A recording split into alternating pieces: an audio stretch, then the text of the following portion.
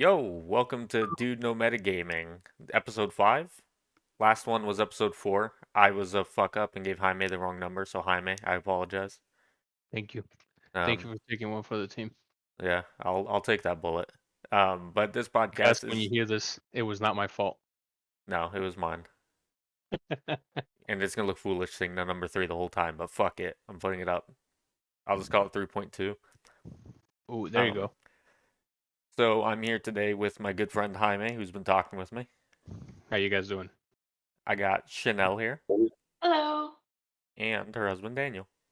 I We're here to talk about some role playing. Let's get right into the topics. The first one should be fun. We'll just go down, we'll go from bottom to top this time. This episode's Oh, just gonna be from bottom to top, like you're pouring a beer out. oh, Um, Jaime, how do you feel about improvisation versus written content? improv as in role playing improv or As having in everything the written the dungeon master being improvisation, improving everything, versus them writing everything down, having, you know, set pieces that they describe out really well. Like, down. I've seemed to enjoy more when it's all written down, but some parts that I know that have been improv kind of ties in pretty good with the story.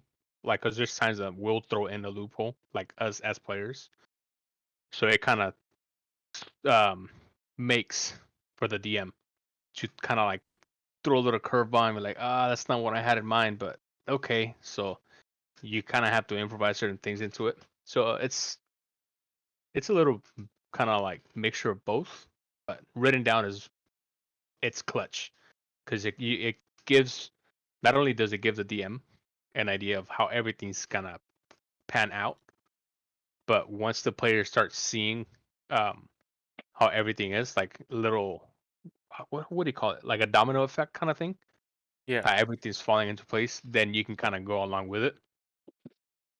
So if I really had to pin it, I would probably say the writing down, have everything planned out. is that how you would DM if you were behind the screen? You'd want Yeah, you'd want everything written down so you could just I reference would it. if I was DMing, I would have everything written down. If it came down to it where I had to improv, then I would try to just to get everything continue going. But for the most part, I would have everything written down. Okay, Chanel, how do you feel? Um, I And prefer playing when the DM is doing more improv than just written stuff written down. Like, I don't mind certain things written down, I guess, but just like when it feels too rigid, then I don't know. I feel like I can't do as much like improv myself and be more loose when we play, if that makes sense. right, because you feel like you have to act within these certain confines. Yeah, just mainly also just as like a courtesy. I know that we're going based off something that's already written. So I don't want to put the DM in the position where they might not have know or have anything planned beyond what's written down. Like Daniel when he asks for every character's name on the street. Yeah. Or just like it's fun still. I just again it feels like I do want to limit myself more. Like for Steven's Drow campaign when I know we're going based off the book, like I know not to stray off as much as I would, let's say, in CERN. Right. No, I get it. Um, it's kind of like you know what you're getting into. Like you're buying into this game. You're like, I'm art. Like when you're creating a character for a pre-written, I feel like you're already signing that contract where you're like, all right, I'm pre-invested in the story because that's the one that's going to be told to me, Yeah, and I can act within that story. exactly. But yeah, with improv, you definitely have a lot more wiggle room because nothing is off limits. Um, Daniel, how do you feel about improvisation versus writing all your content down UDM? I think it's a I think this there are two sides of the coin. I think prepping is. I mean, I think yeah, prepping is important pre-session just to have the tools that the DM needs um to adjust. But just as important, I think improv is in session what gives the world life and uniqueness, I believe. I think there's some DMs that stick too much to um, what they have prepped that they won't allow themselves for improvising at that point, and then the player just end up feeling limited, like Shina was mentioning. And then it could be the other way around too, where if all you do is just improvise, there's no direction and there's no really any kind of like right path to the game. You're just kind of seeing what happens that day randomly. So I think they're both very important. If I had to choose one, if I absolutely have to choose one, I would say improvising would be better just because that's the whole point of D&D that you're not limited. But I think that prepping is really important as well. Yeah, I agree with that assessment that they're kind of half and half. Kind of like love hate are two sides of the same coin. It's kind of like the same concept. Yeah. Um, I lean more probably 80-20 improv writing things down. I'm spoiling it for you guys. I improvise about 80% of every session. I have the like plot outline and bullet points I want to hit, and then in between that is squiggly role playing that happens and can change. It works out. Yeah. I feel that improv is the most important skill any DM or even player can learn. Learning to Freaking. just learning to just come up with shit on the fly, throwing shit at the wall, seeing what sticks. You get better and better at it the more you do it. It helps when you have a note taker, because then all your nonsense that flies out is actually recorded and you can reference it again. God forbid the improv bartender that you didn't have any plans for, Dorn, um, becomes a major character. You got to remember those names. Um, so we get a nice mixed split. I think we all agree that they're both kind of relevant to each other and important in their own ways. Yeah. Um, let's hop into the next topic. Let's talk about banning things from backstories, and this will be a open table. Just if you got a thought, let it out. We're talking banning like dark concepts like torture, rape, murder, like banning that kind of stuff from a backstory. Like, how do you Now, guys feel about it? when you say, excuse me, when you say banning, do you mean when a Like, I don't player want. comes up to you and says, "Hey, I'm thinking about doing this on my session, on my backstory," or are you saying the player has already had a backstory for half of the campaign, and then the DM just decides, you know what, I'm gonna cancel that part of No, your past no, because I don't agree with it. no, not in. No, any changing in the middle of anything is bad. No, I'm talking about like session zero when you guys are talking, just getting to know each other, talking the world and character concepts, and somebody's like, "Yo, I want to do this for my backstory," and the DM just goes, "No, I will Um, not have that in my story at all, like I I feel referenced in any way." I feel I like that's okay in a way where the DM should know what type of players he has at his table, and if he knows it's not going to be appropriate for the players he has, then I'm completely okay with certain things being banned. yeah.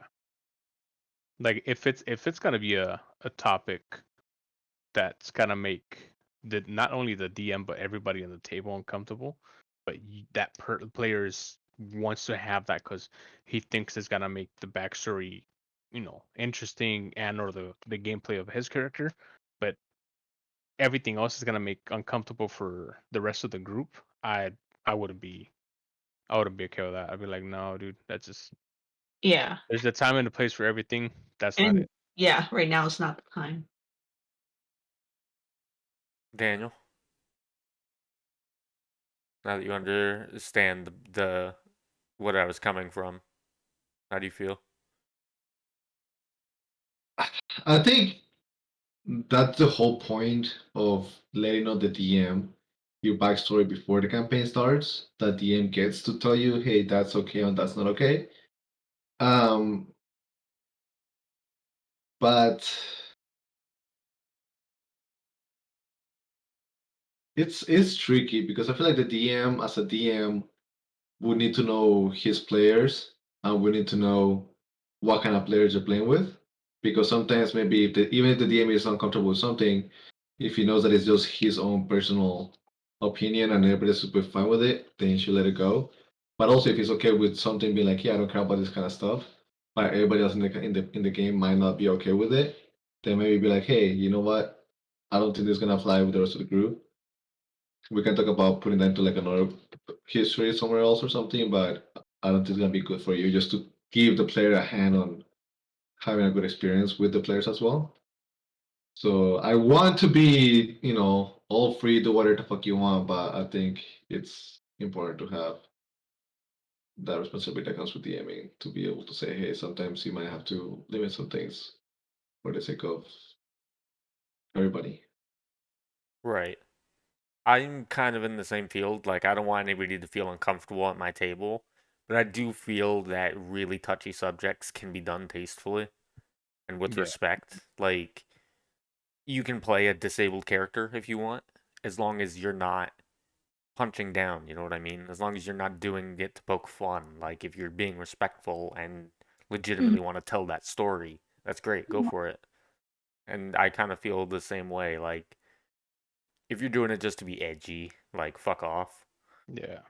We have enough edgelords. We were all edgelords at one point. We were all that edgy rogue at some point. But yeah, I would definitely like feel the table out. Like I know you guys well enough that well, I'm lucky enough that I play with my friends, so I guess the best experience is just talk with the table as a DM just beforehand. Say, are we gonna have like this character has domestic violence in their backstory? Is that like bother anybody? And if it does, if enough of the table's like, fuck that, then obviously don't do it. Mhm. But it can be done tastefully, so I'm on both sides, kind of like Daniel. I kind of want to be the freest DM I can be, but at the same time, I don't want anybody to be uncomfortable. It's very nuanced. It's all down to the DM and his relationship with the players. Yeah.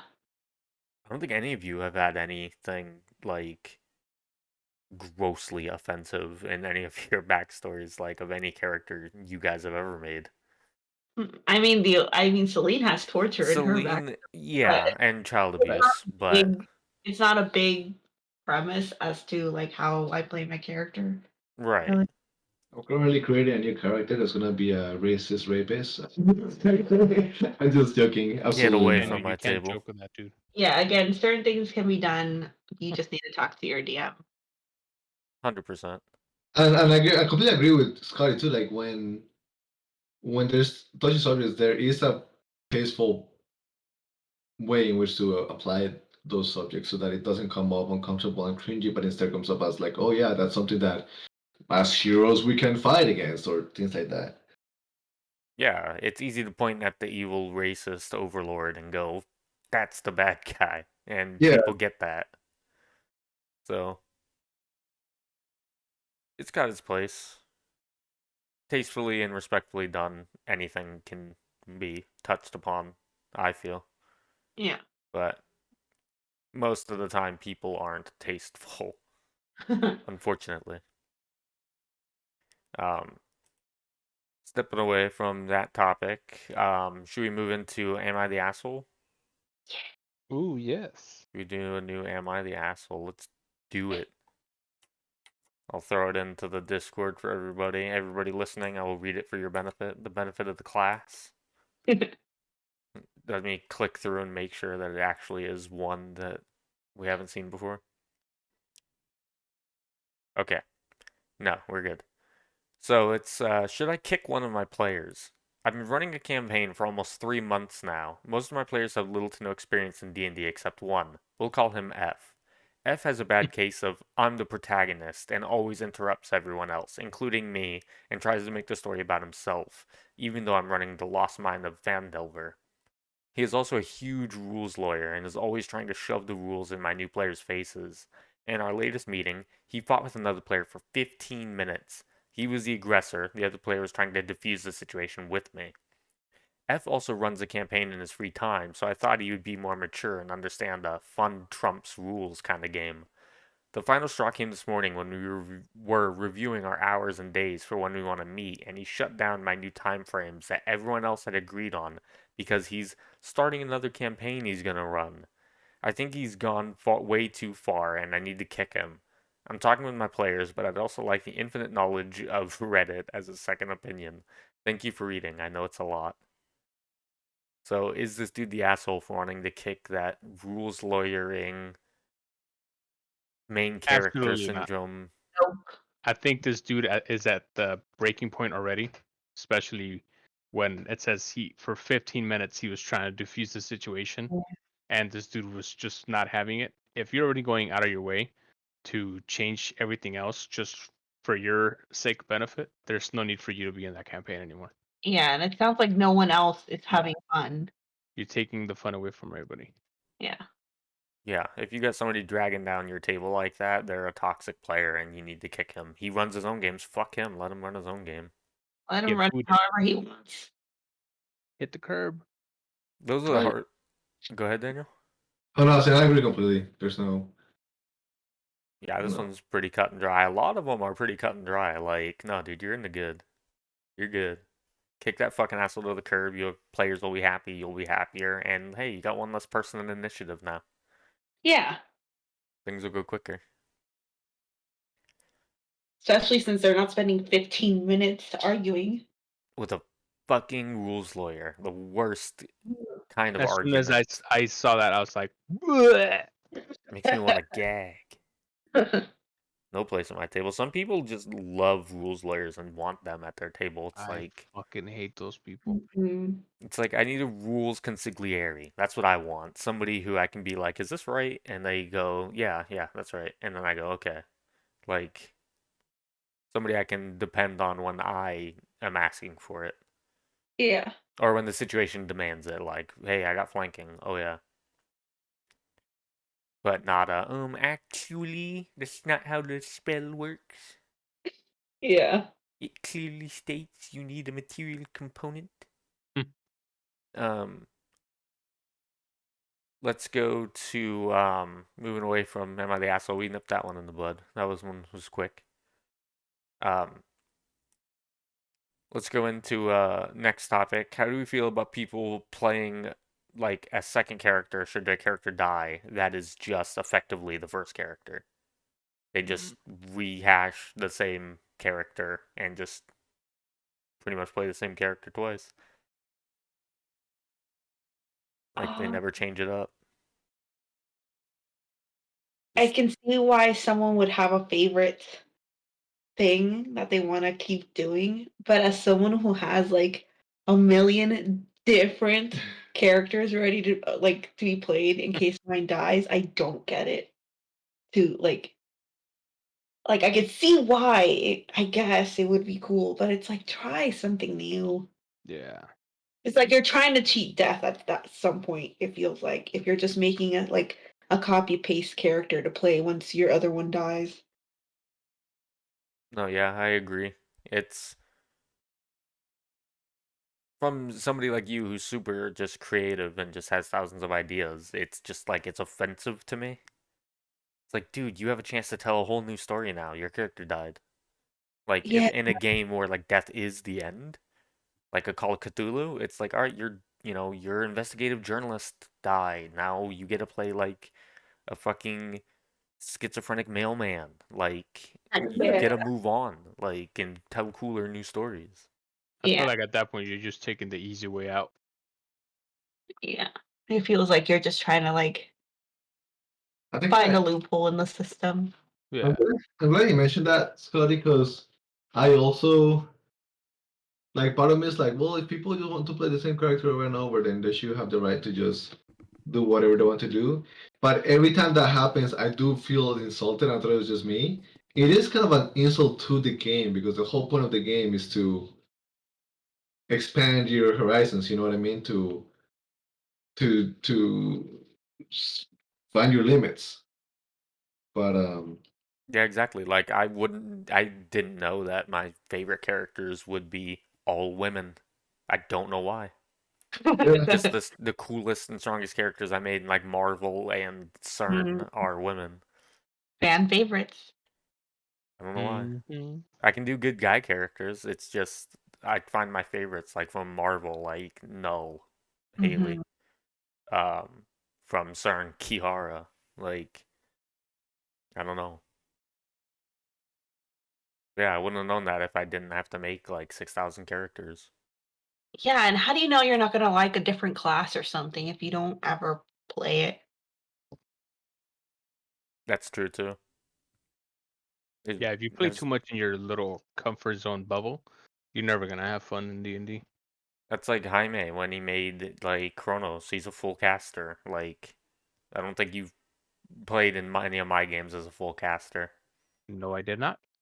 And in Steven's game, you were playing an alchemist, which is very much like a utility guy. You threw bombs and you were covering us with a crossbow from range. And normally you're a I'm gonna go cut this fucker in half kind of guy. So it's cool to see Yeah. you play characters that aren't that. So you all got to step out of your role playing comfort zone at some point. Yeah. But I feel like that's very much a new player thing. Like yeah, somebody Yeah. just starting and they don't know a whole lot. So they're just like, oh, my rogue died. I'll just make another rogue. yeah. Boo that man. Boo. But yeah, you should definitely be creative. Make something different if your character dies or your campaign ends. Don't just Like a rehash the mushroom. same thing. Like Yeah. what? I said like a mushroom lady. Yeah, your mushroom lady that died in the first session. Yep. Yeah. Um, Speaking of somebody dying, how deadly should a campaign be? Starting with you, Jaime. How deadly should a campaign be? Like Like rate how it from a 1 through 10 kind of thing. Yeah, let's do it on a 1 through 10 scale. Like, and then explain why you put that much. Like, how deadly is just fun enough without being frustrating? Okay, here's another question. Is it like a full campaign, like 20 level campaign kind of thing? It's planned to be, yes. If it's planned to be, I would probably put it at like a 6 or a 7. That's fair. That way, it kind of makes it a little more challenging for the players themselves to push through those challenges, creating weapons if you have to, or you know going on you know dungeon crawls and whatnot, getting cool stuff, and then working your way to the holy 20th level. So I think you'd have to encounter some deaths along the way to make it enjoyable. You could probably do that with a lower number, like a 4 or even a 5, but I think a 6 or a 7 is still good because you're bound to do more encounters, Yeah, and they're going to be more battle encounters. Yeah, they're going to be more complex. yeah. The higher the risk, the higher the reward. Hmm. Yeah, unless you're playing all flesh must be eaten. In which case you could finish a fucking battle and just realize I got nothing out of it except a wound. Um, I would definitely go with a 6 or a 7. That's where I would fall to. Deadly, just deadly enough, but not so deadly that it's like a meat grinder. Maybe 6 for most of the campaign, 7, bordering 8 for the big battles. Some DMs are just like fucking 10, dude. Yeah. 10. We're gonna play second edition, and it's 10, dude. It's deadly. That D4 hit die is gonna get you killed. But that's not me. Chanel, where do you fall? How deadly should a campaign be? Assuming it's planned to be an epic campaign, like 1 through 20. I don't know how deadly was the all flesh must be eaten. That one was probably 8. Yeah, I would say like 7 or 8, and I didn't think I would think that, but like after like every game we would play, it was like eating spicy food, like there was pain involved, but like you feel euphoria afterwards. Yeah, like it's scary and tense at the time, but Yeah, it gets your brain working, trying to figure out ways to survive. okay. So you like the gritty, like pulp kind of down to earth, like danger is a real threat. Yeah, death is a real thing that could happen at any point. Okay. Daniel, where do you fall on the scale on how deadly a campaign should be? I think the fear of death should always be a factor. Um, I feel like it's I feel like it's hard for a DM to kill a player. Oh, it's easy. So, It's real uh, easy. no, it's subjectively easy, but I feel like emotionally it's difficult for a DM to kill a player because they're like, oh man, maybe they like their characters a lot or whatever. Um, but I think the reality that death might be a thing should really be a factor in game. Having said that, there should also be a sense of freedom, like you can risk bold actions and being spontaneous in game and not think that every single action is gonna kill you right away. So I would say that the deadliness should be at around between a 5 and a 7. No, between a 5 and 6 should be the deadliness. Like you have freedom to do crazy shit, but you also, if you go too far, you're gonna die. Okay. Um, Quick parenthesis on that, unless it's a game that you specifically decided previously that is gonna be a very highly dead, like death risk game, like the Apocalypse one, then at that point that should be a very real risk at that point. Like a very intense, like a 9 or a 10 at that point. yeah, I think it does fall a lot on the genre too. Yeah. Like in a high fantasy, like you said, you want to be able to do cool things and be brave and try all the cool action movie shit. Whereas in like all flesh must be eaten, you definitely want to be reserved and careful because Hmm. you got endurance to take care of. You got that every action takes endurance. Like a fight wins you. It's a lot to swing weapons around. Yeah. So death is very much real. One missed swing and one stab and you're dead. But I definitely think in normal tabletops, or like around a 6 or 7 is good. Um, Yeah. so let's move on to experience points versus milestone leveling. Which do we prefer and why? Experience points, or just whenever the DM chooses to. Milestone, you beat a boss, you guys dinged. I I think think my, experience points as the best one to go, if I'm being honest. Hmm. Same. which one? Experience points. Experience point, I think, is the more accurate one. I Yeah, think because I milestone go ahead, is. Daniel. Thank you. I think milestone is more simple and it prevents for more discussion. Like, hey, yeah, no matter what we do, we're just gonna level up once we reach this part. It's like, okay, cool, you did it, you move on, you guys level up. Great. When you do experience level, um, it's more like you get your points based on how you act, which is the more fair part of it.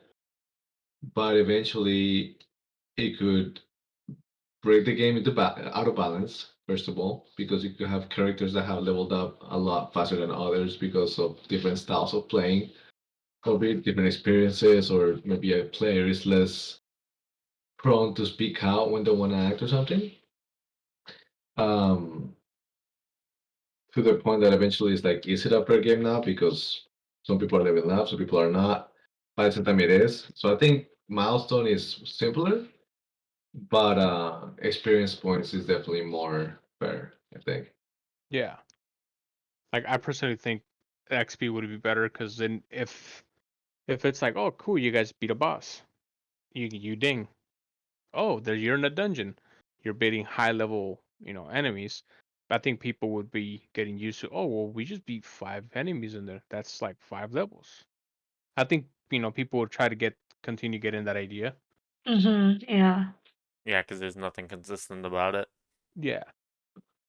That's what I feel experience points have over milestone leveling is you have that anticipation. You're like, yes, I'm only 200 XP from leveling up, dude. Yeah. And like the next like social encounter or battle encounter or exploration encounter, you can ding you. Next puzzle could do it.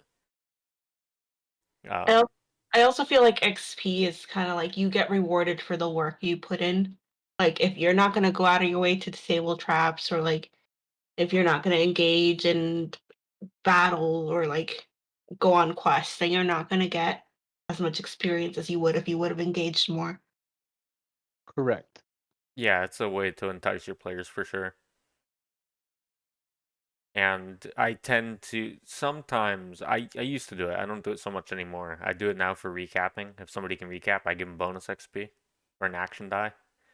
And I used to do that for good role playing, but then I felt like some people are not like role players. They like had to like want that like I have an 18 charisma. I'm not an 18 charisma person.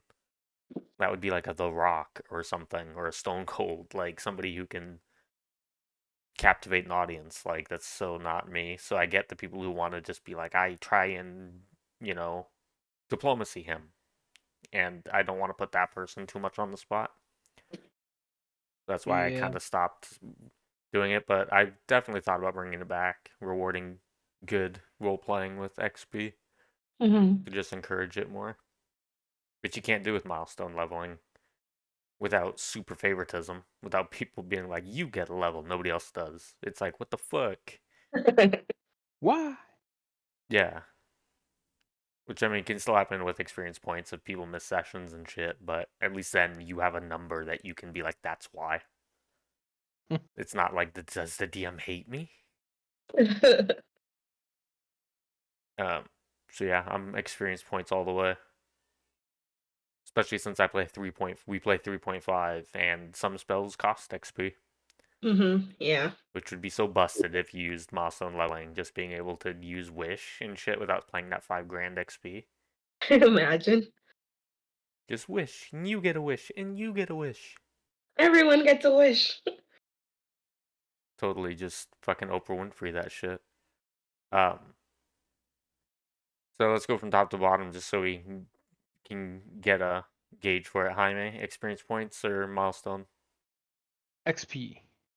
I'm XP all the way. Chanel XP. and Daniel. I think XP, but I'm in defense, but I'll lean to XP. All right, sweet. Ooh, that Clean, man. clean sweep for XP. Um, let's jump into the next topic. Just step over the line into what's the appropriate length for a turn? Ooh. How long before it gets to be Ooh. too long? Just roundtable discussion. Or is there an appropriate time limit? I think there should be. I mean, if you're a complex character, well, not sorry, that's not the word I'm looking for. Um, I lost my train of thought on the actual word, but complex is not the word. Um, Like an in-depth class, like a wizard. correct. And you're trying to cast like a channeling of whatever, um, and it's gonna have like a trigger effect. Oh, well, if this is gonna do this, cool. It's gonna create a better story play. But if it goes on more than like, okay, we're already at like a minute and a half, 2 minutes, and you're still not fully saying what you're gonna do, and everybody's just like getting impatient. I think I'll probably cut it at like 2 minutes maybe, and that's being too friendly. It's being really generous. Yeah. I'd say around the minute and a half, 2 minutes to decide on what you do. Like, are you like deducing the outcome and all that stuff? I'm not taking into account. I'm just saying purely just what's the character saying what they're gonna do and what the effects of it are. About a minute and a half, 2 minutes, I would say. More leaning towards a minute and a half. Should be quick. Daniel, Chanel, you guys got thoughts? I would say No, I would say 2 minutes is more than enough. I mean, at some point you have to consider like the other people waiting as well for their turn. So it's like 2 minutes, especially if you have like a big table filled with like several players and turns already long as it is. Yeah, Just like our table with 6 people. yeah. Because then I mean you always have when it's not your turn to kind of look things up and prepare for what you're gonna do next. So I think 2 minutes should be enough.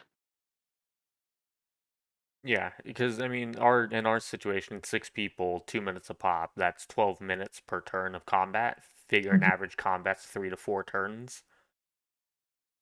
That's quite a bit of time for like one encounter. Yeah. So any time you can speed that up, the better. Um, but this is obviously pertaining to like combat and role playing scenarios where you're rolling the dice. Yeah. Yeah. Um, Role playing, the act of role playing, it's a little different. I feel like you get more wiggle room there. Yeah, and I feel like always like during like combat, if your turn comes up and like or you feel like you have 2 minutes and you can't figure it out, just drop your initiative. You can always just drop or hold your action and let everyone else go while you figure it out. Yeah, exactly. There's no shame in dropping your initiative. I do it all the time for certain characters. I'll be like, they're gonna wait and see. Same. If I can't find the spell I want to use or I don't particularly know at that time like what action I want to take, just drop it. Yeah, there are in-game ways to buy yourself time. Daniel, you've been quiet. How long is the turn? You've I DM'd. How long is it before you're like, holy fuck, will this guy fucking hurry up? I think there's a difference between how long, like once it's your turn to act.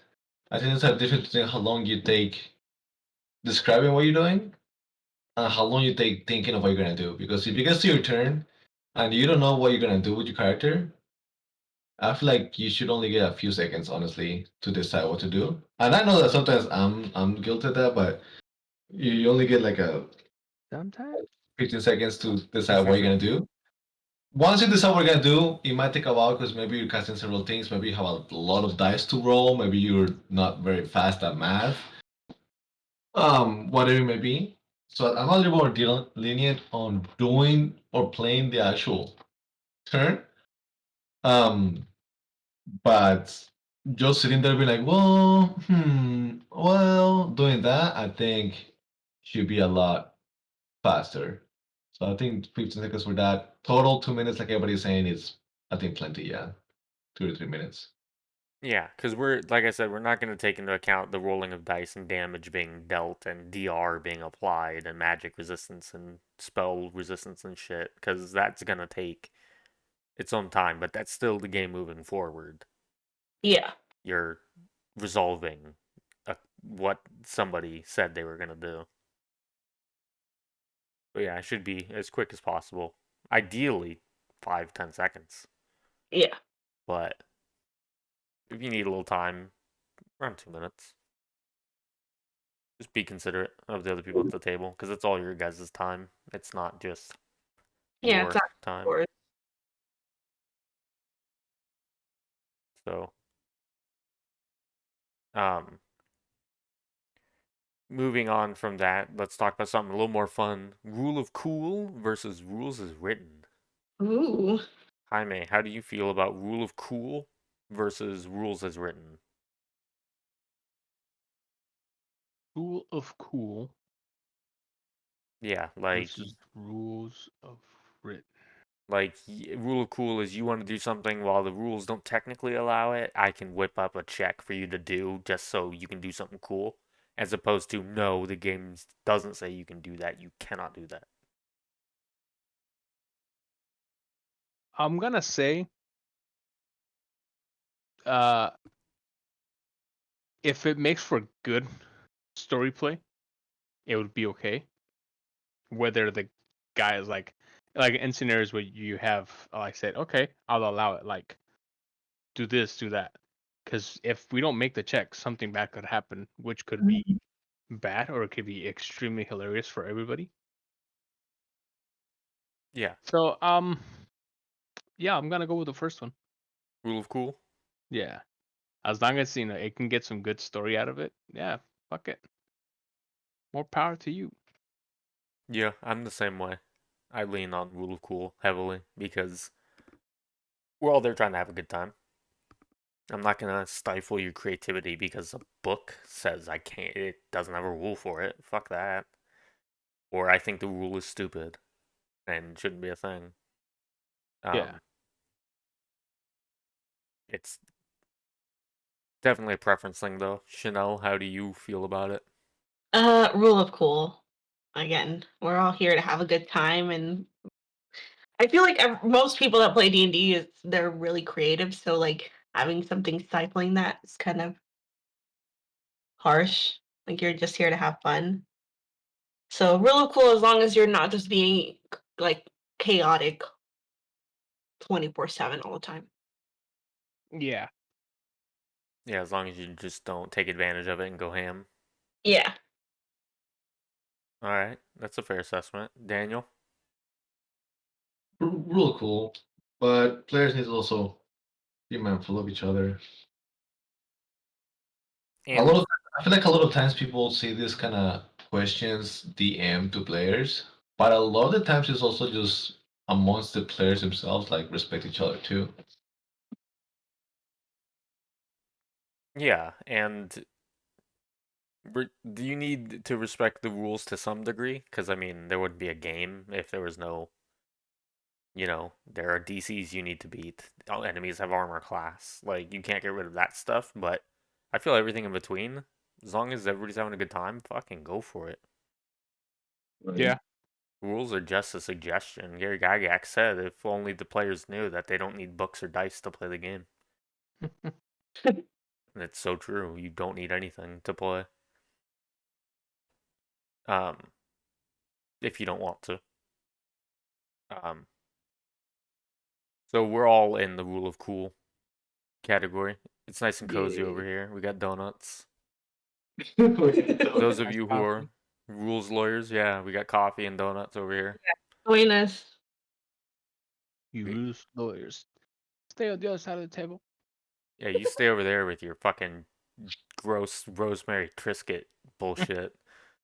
With your eggnog lattes. Yeah, we got. Actually, that sounds pretty good. Yeah, that does sound pretty good. um, With a dozen donut holes. Mm. um. So this is kind of with the kind of this next topic is kind of along the lines of the appropriate length of a turn. How long should it take for players to acclimate to their characters, knowing their spells and their abilities and what they're capable of? How Oh. long is it before it's like, come on, man, you've been playing your guy for like 6 months? Again, Honestly, roundtable discussion. Go for it, Daniel. I think I think 1 to 2 weeks of 1 to 2 sessions a week. So 2 to 4 sessions max. If you're starting off from level 1. I think that if you're starting off a campaign from higher levels, it can be very confusing and it could be a lot to understand just how the ins and outs of your character are. Because sometimes even if you see it on paper, with the experience of playing out your characters when you really understand how your character is supposed to work. So if you're starting on a higher level, it depends on the kind of character that you have at that point. But if you're starting off from level 1, when all you've got is what you've set up to start off from session 0, then in 3 sessions, maybe 4, you should be fully prepared to just blindfolded drive your character and get ready to whatever the next level brings. Yeah, I think I'm a lot, maybe not 4, maybe a few. I'd say 2 sessions. If you're a wizard, you probably need a session where you test some spells out before you understand how they work when you get your new spell levels, but you should know by and large what all your spells are capable of. Like, when you're taking a shit, just pull out your phone, gaze through the spells, see what they do. And yeah, so I definitely feel 1 or 2 sessions because there's stuff you can do to help yourself out. And you have other players at the table, ask them. Be like, yo, will you look at this class with me? I don't understand this. True. I would say 4 sessions is more than enough for you to know the basic workings of your character. Like, I'm not saying they should know like the exact way the spell works, but just a basic understanding of this is what the effect does. And maybe you still have to look up like the area, distance, like all that. But like just code of cold. You should know what it does. Stuff like that. Yeah, fireball, you should know. 20-foot burst, d6 per level, caps 10d6. Easy. Yeah, you should know what's in your inventory, stuff like that. I think 4 sessions is more than enough. Jaime, what do you think? I'm gonna say 2 sessions. Yeah, I think that's plenty. I think that's fair enough. That way, it gives you plenty of time. Because, I mean, that's 8 hours with the character going on, like, basic, like, 4-hour session. Yeah. Like, 8 hours. You give me 8 hours with a video game, I'll have the basics figured out. And if not more than that. Like, I'll get a general feel for the thing, and I'm comfortable playing it. So, I think equating that to a tabletop is fair in both games. Um, although I might be too aggressive just because I've been playing it for too long, and I just think people should pick it up quick. No, I think it also just depends on what kind of character you have. Like again, if it's a wizard and I mean you have a bunch of spells or stuff like that, then it may take you a bit longer, but Like a fighter. yeah.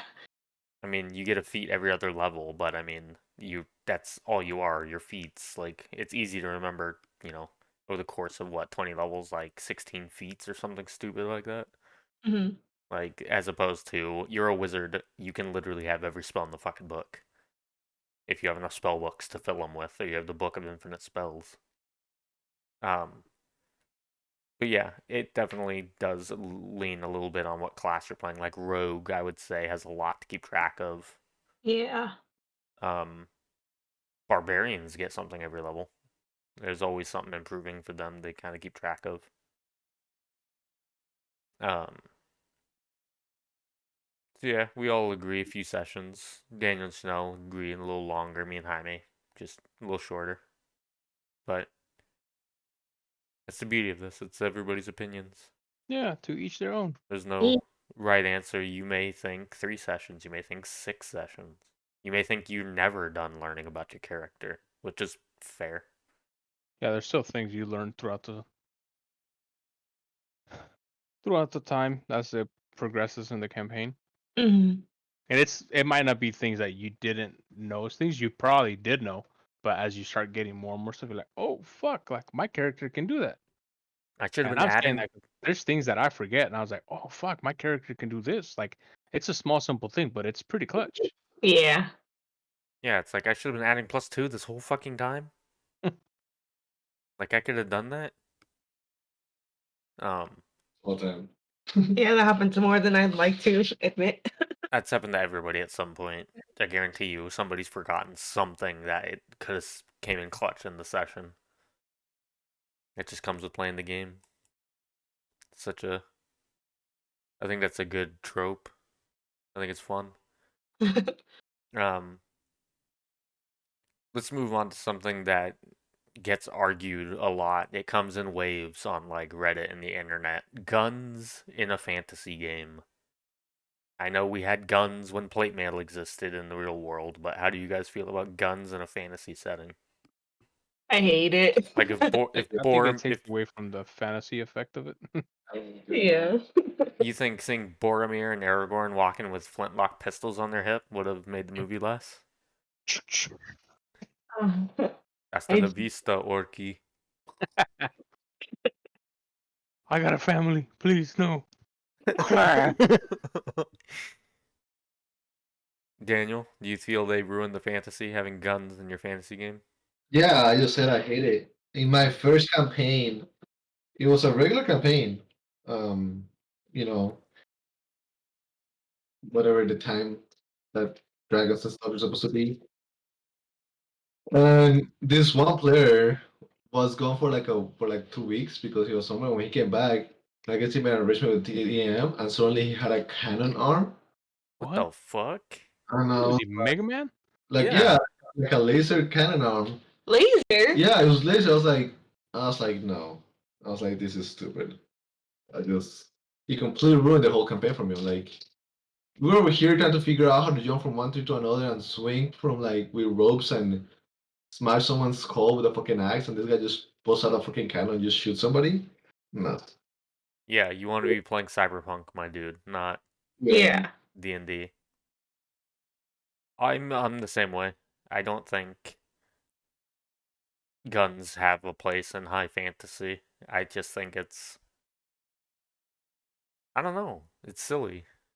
It's a silly concept to me to have like a gunslinger in a world where bows and arrows still exist. Why the fuck isn't everybody just using a gun then? Bows and arrows. Yeah. Yeah.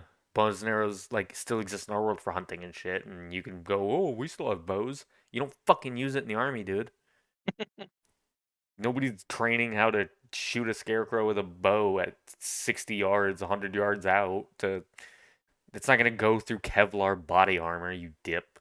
Like that's how I feel about it. I'm getting a little salty about it, but I feel strongly about it. Guns have no place in it. I don't care about the real world analog. Fuck the real world. This is fantasy. Um so yeah, I think we're all in agreement there, right? Correct. We hate it. Yeah, we nuked that topic. Guns don't belong in fantasy. If you're doing it, you're doing it wrong. I'm Yeah. kidding, obviously. Do whatever you want. But we personally feel it's no bueno. We'll personally shun you if you do. Yeah, we'll walk with our hands, blocking our eyes as we walk past you, trying not to get noticed. Um, Going to the next topic. How realistic should a campaign be? We're talking hunger, thirst, sleeping, weather. How nitty gritty in the details should it get? The minutia of it. Mm, I would, I would say that's kind of. I'd be. I would personally leave that up to the DM, unless there's that one person. Is it raining outside? How hot is it? Like, do I walk out? Dude, shut up. Should I wear a sweater? But Yeah, I but mean, what about like hunger and thirst? I mean, rations exist in the book for a reason. yeah, I mean that's it's kind of a given. But I don't think we've, as a party, ever mattered if it was raining if it was not raining, snowing, whatever. Well, you guys' campaign has been in the pretty moderate temperate part of the Yeah. world. It hasn't been winter yet, I believe. But yeah, like extreme weather, I mean, that's extreme, and I would tell you guys as such. But yeah, I feel like weather is kind of like not as important as like hunger and thirst and sleep, just because like there's fatigue rules and stuff. Like it's fun to use those. Like, whoops, you slept in your armor, you didn't get good sleep, you're tired the next day.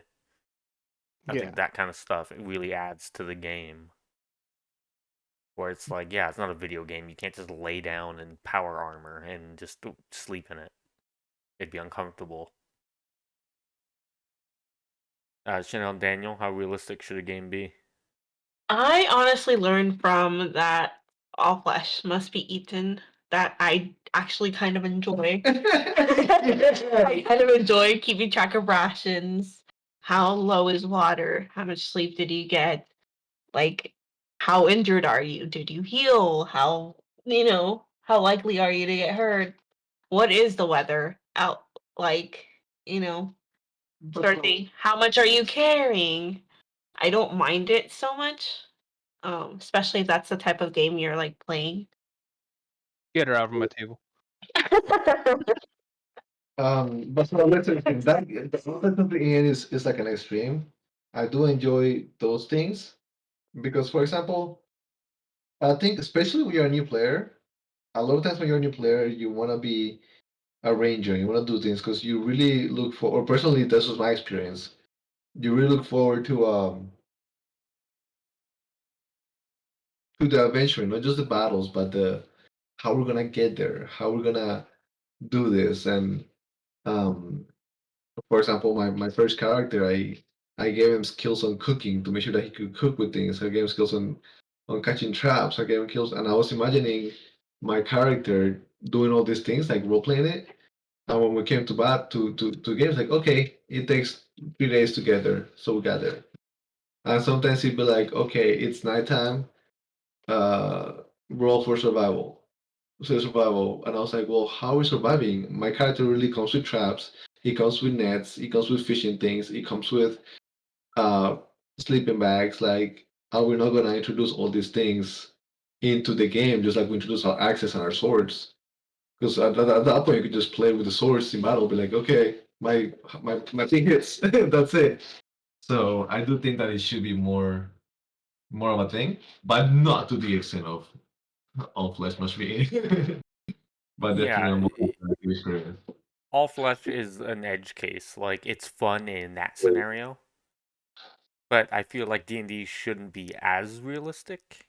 Definitely. Like I mean, you get people who can like when you have people with 18 strength and like 20 like in your guys' case, you're level almost 20, you guys, and you have like 20 something strength some of you. So that's like absurd. You can push and pull a fucking boulder. You gotta bump those numbers up. Yeah, like Well, it's not realistic, but I feel like basic needs. Like you don't need to talk about using the bathroom, but obviously hunger and thirst, sleep Mhm. could be involved in the game. And then if you really want to go super realistic, you can do, you know, your armor's chafing. You have armor rash now, and you take a -2 because it's irritating you. Like you didn't wipe your ass well enough. You got fucking Ugh. you got diseased now. Like Yeah, you there's have jungle rot. Sorry. yeah, you got gangrene on your foot because you walked through a swamp.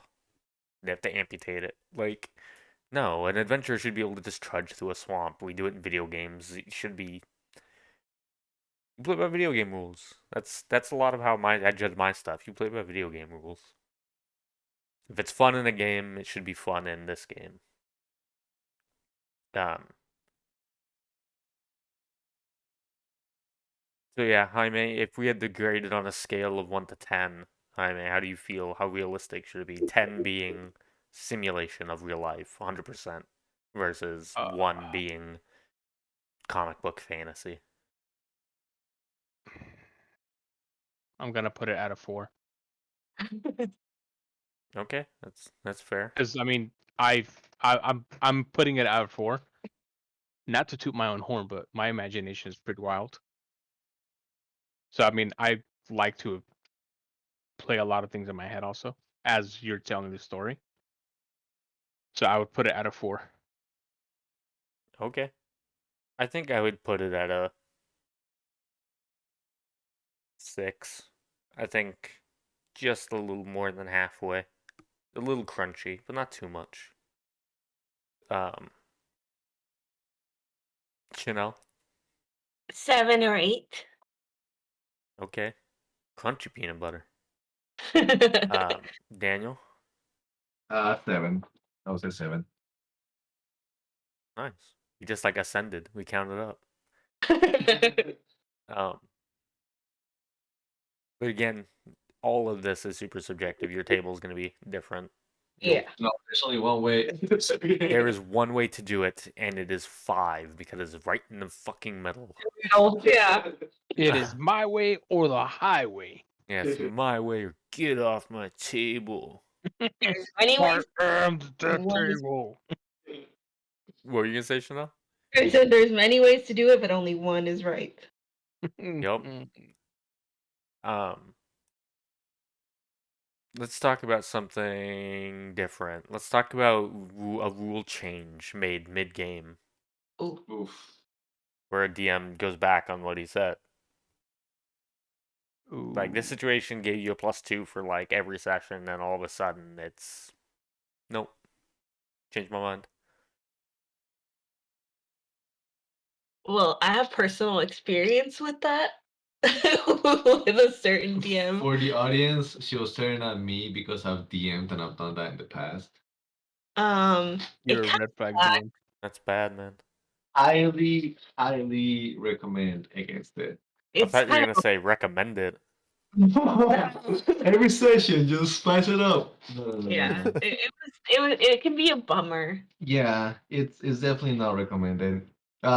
I would say, and that's kind of what we are talking about before, prepping versus improvising. Because when I DM, um, at least previously, I would improvise a lot, and this meant that I didn't have a clear understanding of how my world worked and how the rules worked within my world. So I would allow some things that later on I realized that was unfair with the players, unfair with the game. Um, and so you have to make the uncomfortable decision of telling a player, hey, you can't do this anymore, even though you've planned according to, assuming that this was counting on this to be a thing, for the sake of all the other players or for the sake of the future campaign. So it's a really uncomfortable scenario. If a DM has to do that, I would have to say it needs to be a really good um, they cannot be loose-loo about it. It needs to be a well thought out reason. But definitely try to prevent it by prepping and getting a very clear understanding of how your world works. I don't think there's any excuse for it. At all? Daniel is No. just trying to justify himself. Yeah. That's just my opinion. I just don't think like you made a ruling, just stick by it. It may suck, but fuck it, just stick by it. You made the ruling, just it may come back to bite you and it may help you down the road. You don't know. Just leave it, man. Stop confuse it'll confuse your players and make them upset and angry. If you make a ruling, think about it and then stick with it. Your players will like that consistency, even if it's not what the rules say. Like there are a few things I do that aren't as the rules say, but it works for and against them sometimes. Works for and against my bad guys too. So I don't think there's any excuse for it. Bullshit. But you're completely entitled to your opinion. That's the thing. Mine's just my opinion. That's just how I feel. Other people might feel differently. They feelings can change. I just don't think your ruling should change. Jaime, I don't like that. you don't like rules change mid game? No, that'd be a red flag. Yeah, imagine if you're playing Monopoly and every time you pass go, it's just like all of a sudden it's like, yeah, you don't get money this time. It's like, wait, Yeah. what? What the fuck? Yeah, I was but it getting, did every other time. yeah. No, it's Or you play with the house rule where if you land on free parking, you get the money in the middle. Like a lot of yeah. people play with that house rule. It's not a real rule, but a lot of people play with it. If you land on free parking, boom. But you gotta be consistent, I feel. Yep. Right or wrong, just be consistent. um, spell components. How do we feel about those? You for them or against them? Roundtable discussion. I like it. Against it. You're against it, Daniel? Yeah. Why? I can see the appeal, but when you have like a barbarian playing next to you who can just go out and smash it, and then you have spells that you can't cast because you don't have a fucking left toenail from an ogre or some shit, like that kind of sucks. Like you're just like, okay, well, I can do this too, but we haven't met any ogres yet. So what am I gonna do? You know? Or the eyelash of a Rakshasa for contingency. Yeah. Yeah, it's like But that okay. gives you a reason to go out and adventure, man. I need to find a Rakshasa now. Why? I gotta rip his fucking eyelashes out. Yeah. I've been waiting for that every time. I'm like, where? What monster is this? I need to know. Gaming on its own, it's an issue to go venture, and that's why like the idea of a focus of an item that replaces the thing, kind of like a magic wand or a staff that replaces the thing. If anything, if somebody enjoys that, I would say make the components add power to the spell that you can only cast with your focus or something like that. But I don't really care for them. I like them. I think they're cool in books and movies because the characters just happen to be already prepared with them. But when you actually have to go out, it's just like cooking. Like, oh, you gotta go out and find fucking food. Like, Yeah, But you like, know how hard it is to find mace anywhere? The seasoning? You can't fucking find mace anywhere, dude. That's true. actually, it's like, hey, You use a lot of mace in your cooking, Jaime? It's good. Sometimes. It's good shit. Yeah, you don't use it a lot, but when you want it and need it, it's fucking a bitch to find. What the fuck? What Oh my happened? god, it threw me off. I have my phone connected to my PC, right? And it just said like somebody sent you like $55, and I was like, I don't even know this person. That's our first But paycheck from our podcast. oh yeah. And then I checked and I was like, oh no, I know who this person is. But I was like, why are you sending me $55? I mean, I'll take it. Yeah, Free money. It's free that's money. that's that's beer and taco money for Saturday on my wrestling show. Yeah, dude. How do you feel about spell components, Jaime? Getting back on track. I think it's necessary. It's well, maybe not necessary, but I think it's justifiable because it goes along with everything else. If not, you'd have people fucking casting things left and right, and it kind of takes us away from the balance of everything. yeah. Yeah, I agree. Or agree, yeah. And it gives you a reason to spend your money, especially as like a necromancer. You're like, I need onyx gems, dude. Like, I'm coming in this city and I'm scouring it for onyx gems. I need I to just, raise undead. yeah, I just hoard every gem I find at this point. Yeah, you never know when you might need fucking a sapphire or some shit. Diamonds at this point. Just hoard all the Yep. diamonds. All because of Buck and Doe dying Yeah. all the time. That's what somebody I saw a meme and it said it was like, oh no, it was the Loki well anyway meme. And it's like, oh, somebody died and the cleric's like, oh, yes, well anyway, and it's like revivify and I'm like, not in 3.5, dude. You need 5K in diamonds. That's if you have the body. Yep. And if you don't, good luck. Yeah, you better have 25 grand in diamonds in the bank. Dying is expensive. Hmm. As it should Yeah, be. we've kind of figured that one out. And again, as it should be. Like, you shouldn't be able to just, oh, willy-nilly, whoop, somebody's alive. Yeah. Really adds to it. Gives it a sense of adventure. Even though you shouldn't need one in a D&D game, but it gives you, it's like a side quest. we've spent like 100 just bringing back Endo back. Yeah, 100K, probably easy.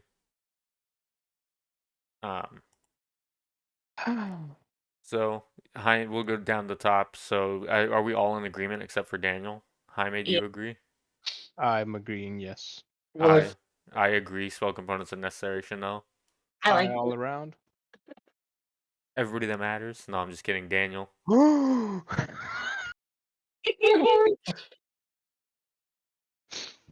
It's okay. You still against Daniel? Yeah. You're against him? Okay. I like that you held your ground. Yeah.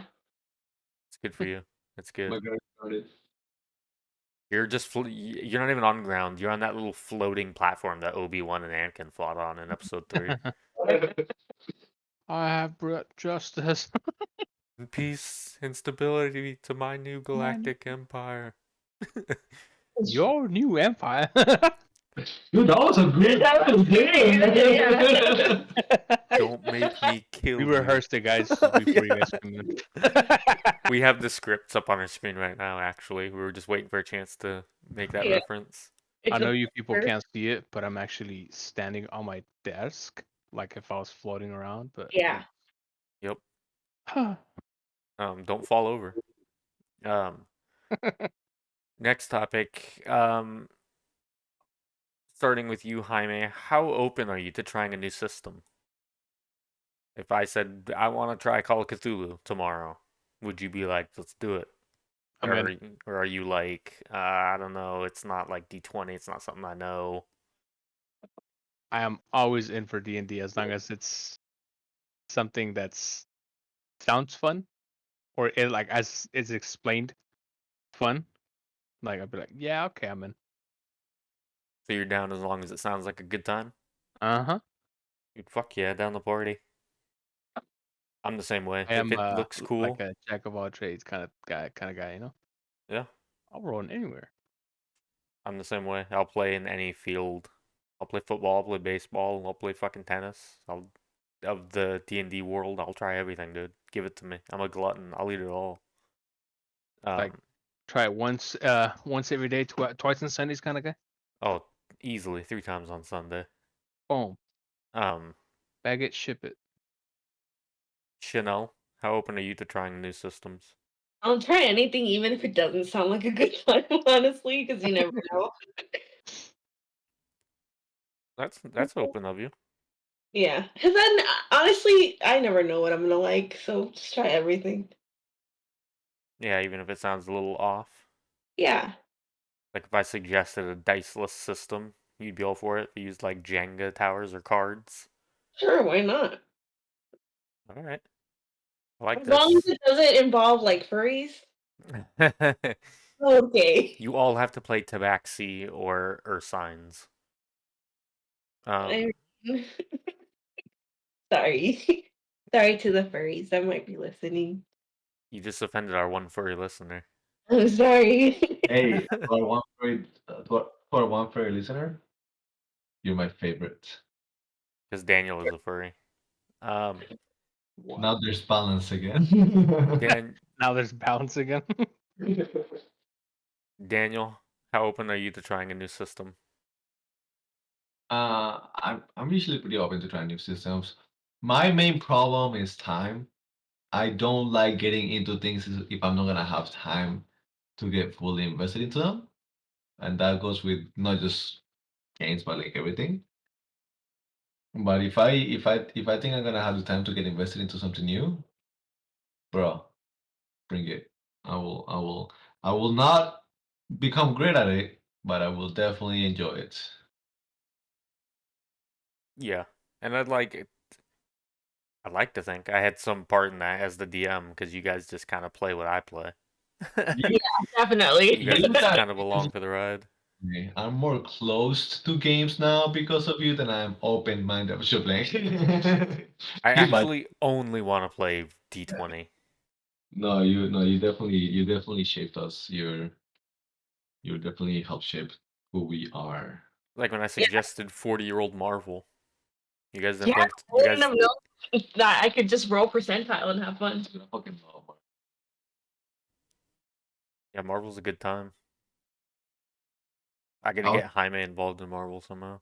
I was telling my brother about Marvel the other day, and I'm also down. on Marvel we have everything superhero. So there is a Avengers, there is a Justice League, and all this thing. And he's like, dude, that's fucking interesting. Like the dynamics of how that works and everything. And I was like, yeah. The other day, Chanel mentioned about like how uh this Justice League was more like average scale stuff and everything, so it kind of works out and everything. It's like, oh yeah, that's fucking dope, and it was really interesting. I'm like, dude, Marvel is amazing, and it's such a simple system. Yeah, for those who haven't played it, you can go to classicmarvelforever.org. I believe. Is it .org or .com? Uh, Let me just let- check real quick. yeah. Let's see. It's .com. So classicmarvelforever.com. You go to that site and they have all the books for free for download because they're fucking old, not a print. It's And all then legal. You can just go there and get them.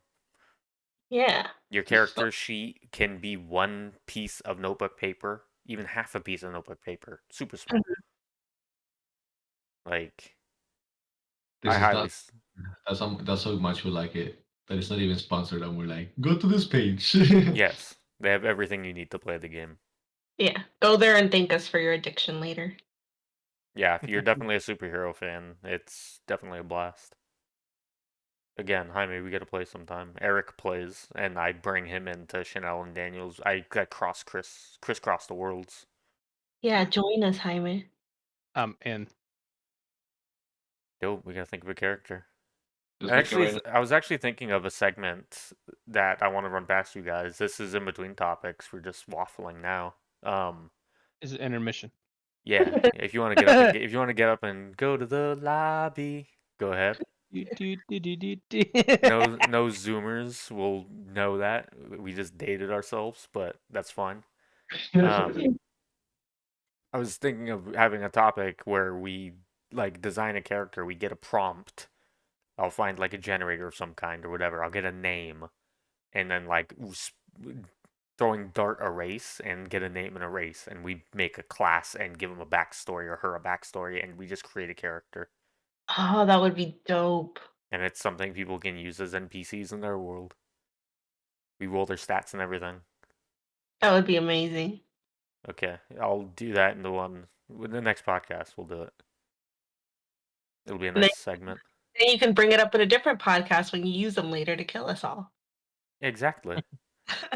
We can So tell the story scary. of how Garthunk the Strong, the orc barbarian, came in and killed everybody. Yeah. Speaking of designing characters, let's go into the next topic after that waffle. How do we feel about character ripoffs? Let's start with Jaime. Like, if I made a character who was very blatantly like Like, Aragorn, and his name was like Garagorn, I how would you feel about it? don't think I would mind if it was like very well executed. I'd be like, oh, dude, like I get it. Little chuckle here and there, but if it was ow, fuck, oh, I just kicked the shit out of my desk. Oh no. He was so happy he was kicking his feet. He was like, Yeah, dude, I tried to cross my legs and I smacked the shit out of my desk. Um, like if somebody did that and they're trying to go for like the funny side of it, but then got really invested, and then as you're playing, I'm like, dude, it was very well poorly executed. I would probably like laugh about it, but not laugh in a good way, kind of thing. laugh at them, not with them. Yeah, as opposed to somebody did it like dude, like a parody kind of thing, but then they thought about it like really well, and I'm like, oh fuck, like that's cool. Like I see what you went with it. I'd be like, yeah, I'm down. I wouldn't mind. Okay. Chanel, how do you feel about character ripoffs? If we I played think Naruto and like we did, and I yeah. made a new Chiha, and he was very Oh, obviously Sasuke. I don't think I would mind just as long as like Jaime said it's executed well. And just like it depends on how the person is playing it, basically. Yeah, it's kind of like the banning things from the backstories if it's like tasteful. Yeah. I feel If it adds to the story and it's not completely distracting, then go for it, I guess. Yeah, I mean, if that's all you got, I mean, a lot of people, that's where their character inspiration comes from. They want to recreate like a character in a different world. And I think Yeah. as long as you make it mesh with the world, like you can go ahead and want to be like Iron Man in my D&D world, you would just have to be an artificer. Like Mhm. you won't have like you might be able to create like a steam powered like bodysuit, like sure, but like it has to meld with the world. Um, that's just how I feel. Daniel, how do you feel about it? Hate it. You hate it?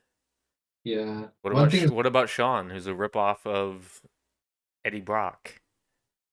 Sean is an excuse because there's soul to Sean. He's not a ripoff of Eddie Brock. He's a completely different character. Sean, for the benefit of the listeners, is a character in the Marvel game who has the symbiote child of the toxin symbiote. That's a ripoff. It's so okay. One thing is taking somebody's powers, and another thing is taking somebody's Whole just character. character. Because Sean, sure, he might be a ripoff of Eddie Brock in a He sense, not just even admitted. fully. He just admitted, guys. But The podcast here. as far as like the powers are, but his personality is not Eddie Brock at all. No, I was just using him as an example. Yeah, no, he's a completely different character. I mean, look at Flash. Like Flash, there's so many different speedsters, but they're all their own characters, and they all do ideally the same. They all move fast. To all the Flash fans out there, I'm a Flash fan. I know there's more to it, and he's not just like everybody else. But superficially, for Looking most, at it from the outside. yeah, look at what I said. Yeah, they'll move fast and everything. You could make a character that has the same powers and even looks similar, but you still, depending how you roleplay, you can still be a completely different character with different issues, different personality traits. So it's I don't mind basing a character based on one or more characters, but when you just create the character and just give him a different name, and it's just like really okay. Okay. Um. So yeah, I think again, I think it can be done right. I think we all just came to that conclusion. There can be really bad ripoffs where they're quoting the movie like verbatim, Yeah. and then there's playing a character who's like Tony Stark adjacent.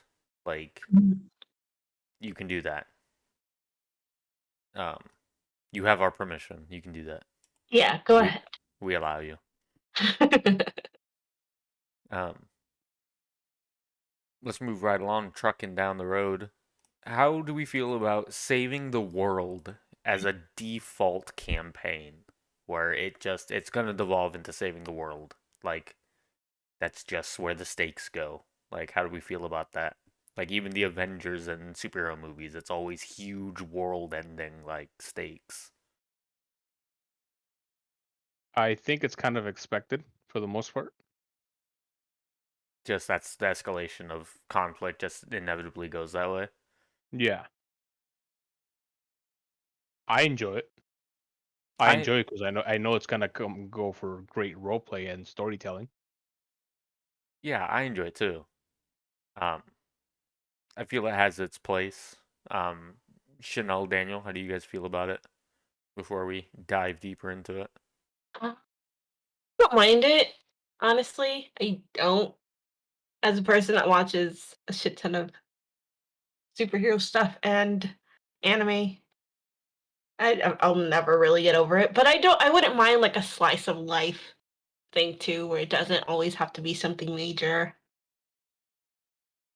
Yeah, it's just the small interpersonal dramas. Yeah, or just small conflicts. Yeah. Daniel? Um, I um I think it's a good default, especially if you're a new player and a new DM. Mm-hmm. I think I think that if you're gonna have a campaign, I, I feel like as a society, We live in a society, sir. as a community of in a tabletop RPG game, I feel like that's not just a default in the game, but that's the expectation on players.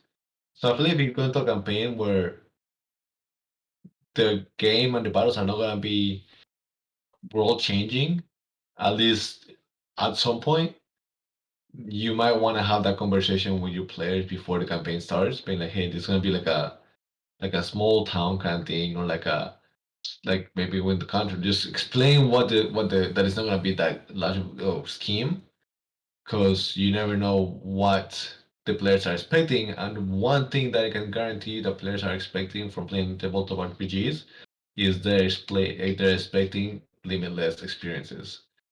So world changing battles at level 20 is canceling that is a limitation at that point that they might be expecting not to be there. So it should definitely be a conversation. Having said that, with the right DM, I think you could have a whole campaign, and now just thinking about it, I kind of want to do it. But you could have a whole campaign in a single household, like not even leave the home, and it could be very fucking interesting if you play out right. Well, yeah, anything that, like Chanel said, slice of life. Like, there wasn't an anime tabletop me and my cousin played. We got bored one night. My cousin, God rest him, we were just scrolling through the RPG.net, through the list of tabletops, and we got to this one, and the premise was you were a cute anime maid girl, and you guys were like a harem for this guy. You were serving this like handsome guy, and that was the role of it. You were just maids in this house. And It sounds so much fun. it was a lot of fun. It I sounds it. I really enjoyed it. I wish I could find the name of it. I'll probably look it up sometime. But yeah, like anything can be done right and interesting. But I do feel that it is kind of expected, I feel, in the genre of D&D to just save the world. Because, I mean, you get that powerful through conflict. And it's like, even if it's not physical conflict, you can have like a political intrigue game, but even then, you're probably stopping wars with your diplomatic summits and shit. You know what I mean? Like stuff that could affect the world. So Yeah. as you get stronger, the conflicts just grow because you're not gonna go around killing kobolds when you're level 19 because they're a CR quarter monster. You don't even get XP anymore from killing them. You could slaughter the entire country of kobolds and you wouldn't get XP for it. Except for the few level 19 kobolds running around. But yeah, I feel like that's just an actual escalation of events as world saving. Yeah. It's good to get away from it, to like break that mold sometimes, but so many good stories can be told about world ending events. Yeah. It's just too deep of a well to not go to. Hmm. Because you can do it in super interesting ways. It's not always an evil archmage trying to destroy the sun. It's not always, an orc warlord trying to take over the world. It can be your own spin on the apocalypse. Uh, let's move into our what I want to keep being a regular feature. Talk about it like a tabletop. We did Ooh. this. Me, Steven, and Jaime did it. We talked about the Avengers. Yep. Had some opinions on it in our last video, especially one comment from a friend of ours. Um, let's talk. Let's talk the movie Shrek, the first one. We've all seen it. Yeah. Somebody once Oh, told me. Exactly. I saw the most depressing post about Shrek today. No, don't say it because I don't want to be depressed by Shrek. Okay. Yeah, we're here to have a good time, not be Yeah, depressed. dude. Shrek is love. It's Shrek my is life. comfort movie. Okay. So I spit in it. I have vivid memories of going to the theater and seeing Shrek. I was 11 when it came out.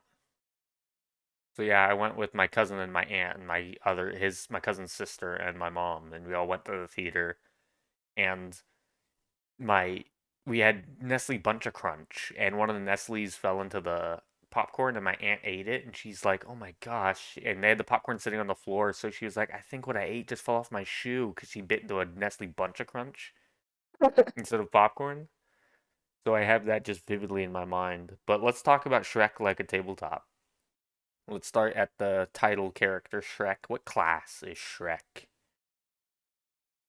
Shrek is an ogre. He's an ogre, sure, but what class is he? So he's clean, big ogre. Right. Mm, Right. he's a multi. He's a multi-class What do you for sure. think? I'm thinking, I just thought straight fighter. I honestly, maybe I'm stupid, but I just thought barbarian. I would say barbarian, especially after he has the fight in the ring. Yeah. I can see that. I mean, they both get one attack bonus, so I mean, they both kick ass. But I mean, when he fought the dragon, he wasn't raging. So do you think He he's was like a a fight? rogue. He was. He snuck around and used his He snuck wits. around and he found Yeah. a way. I think he's stereotyped as a barbarian, but he's actually a fighter, probably. Yeah. In 2E, I would say he would be a berserker. He's a fighter that can rage, but he's mostly just a fighter. I can see that. Plus, he's got feats to, make his style, like his play style, like broader. Yeah, I maybe a fighter barbarian multi, but I definitely think he's got fighter in there. What's his alignment? Hmm. He's chaotic good. Yeah, I would say. I would put neutral good maybe. Neutral good? Yeah. I mean, he's the reluctant hero, right? In the first one, he doesn't really want to be there. He just wants his Yeah, swamp my back. song. Yeah. I would say he's more. I'd say he's chaotic Neutral? neutral with Yeah. maybe chaotic good tendencies.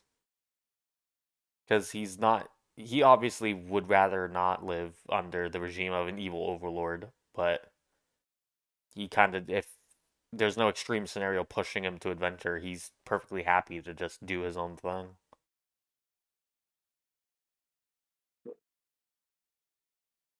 Um, Yeah, I can see that actually now. Mm-hmm. I yeah. switched my vote. Uh, what about Donkey? Donkey has to be a bard. Has to be. Yeah. Yeah.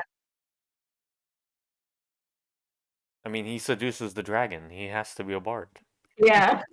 How hot's the dragon? Yeah. Of course you're a girl dragon. Well, you're a lady Ooh. dragon. So do we all agree bard? Yeah. Yes.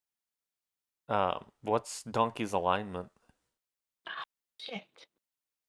I feel like Donkey is neutral good. Yeah, I would put him in that one. He does good because it's the right thing to do.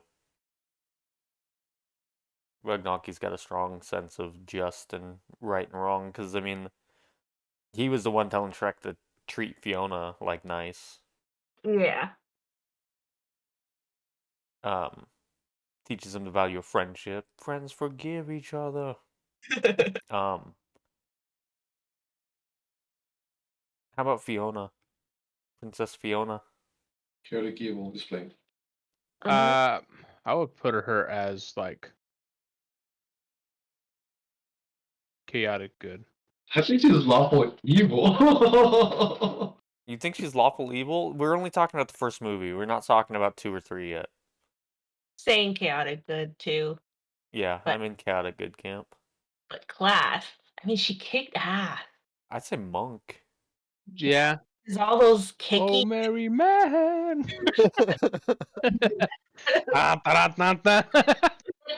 I steal from the rich and give to the I needy. fucking I love that take movie, a wee dude. percentage, but I'm not greedy. I rescue Yeah. pretty damsels. Damn, I'm good. And then Monsieur the Hood. last guy at the end. um, Oh man, yeah, cinematic masterpiece. I gotta say, Fiona. Even though monks have to be lawful, I would say she's a chaotic good monk. Yeah. She's playing by Baldur's Gate 2 rules. She's allowed to break the rules. Um, so what about Lord Farquaad? Oh my gosh. It's evil. Lord Yeah, Farquaad is evil. Yeah. he's yeah, but I think he's lawful Chaotic evil. evil.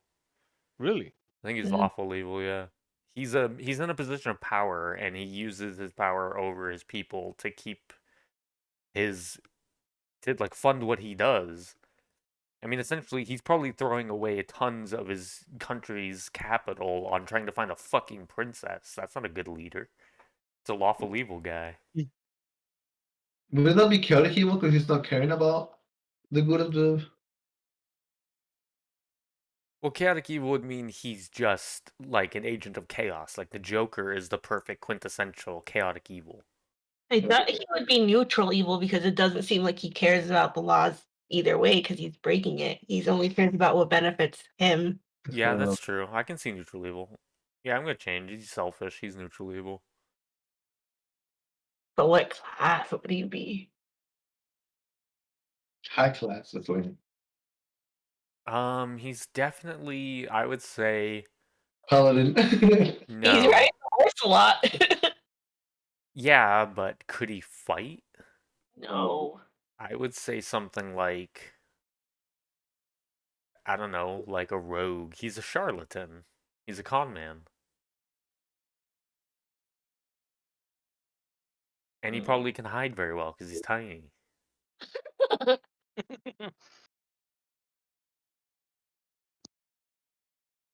I mean, what else class could he be?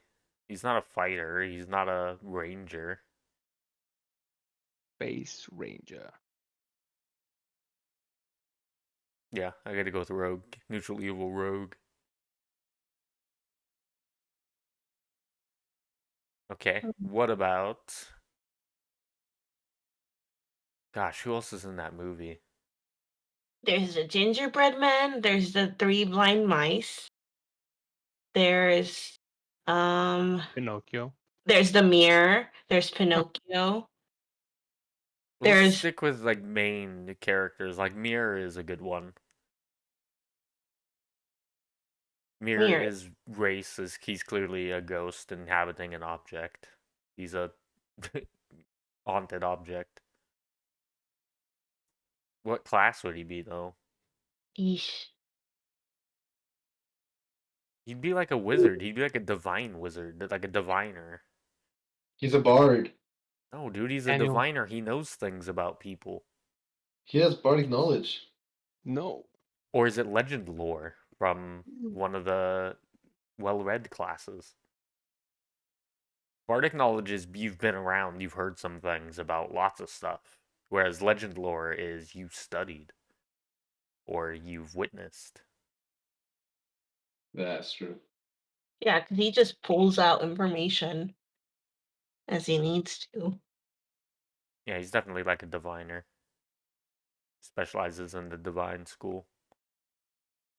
Gave his, up necromancy and evocation. his favorite spell is mirror image. Shut up, Daniel. Shut up, Daniel. I hate you. And we'll end with Gingerbread Man. Or wait, the mirror's alignment. I would say he's true neutral. Yeah, he is neutral all the way. Um, so yeah, we'll end it with the Gingerbread Man. Talk about it like a tabletop. What class is Gingerbread Man? Gingerbread Man. He's obviously an animated object. He's a cookie. Yes. But what is his class? He just gets fucked up and gets his legs ripped off. It's And kind of then tragic. I know we don't talk about the other movie, but then he comes back with a bigger gingerbread man. And then that one yeah, and dies. he becomes Spoiler like alert. But then he doesn't. yeah, and if you see the shorts, the little like movies of him, he's an asshole. So I would put him at chaotic neutral. He gathers up the friends to go rescue Shrek and Donkey all the time. And Yeah. he knows a bunch of information because that's why they had him being tortured because he knew everything. But he And lied. I know, but isn't that what rogues do? They lie and like hide information and get away. Yeah. Yeah, I think a chaotic neutral rogue, maybe. Maybe bard. Maybe rogue bard multi-class. Yeah. Definitely chaotic neutral though. Mm-hmm. For sure. And